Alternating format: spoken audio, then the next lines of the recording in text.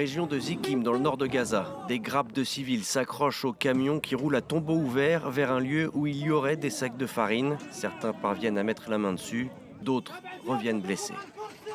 J'ai attrapé un morceau trempé dans le sang. Ils vont chercher de la nourriture et reviennent morts. Que Dieu nous aide.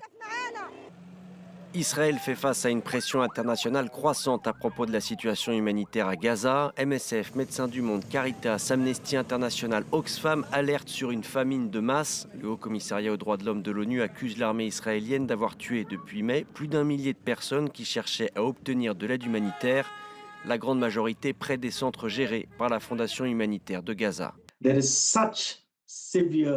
Le manque d'aide humanitaire est tel que tout ce qui entre à Gaza est pillé. La solution est simple, permettre à l'ONU et à ses partenaires d'acheminer massivement de l'aide humanitaire à Gaza.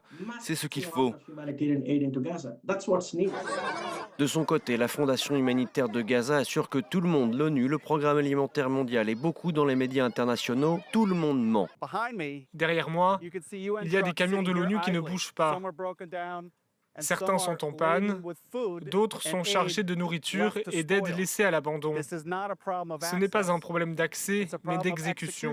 C'est dans ce contexte de crise humanitaire et de guerre de communication que l'émissaire américain Steve Witkoff se rend cette semaine en Europe avec pour objectif un nouveau cessez-le-feu et l'établissement d'un corridor humanitaire pour l'acheminement de l'aide.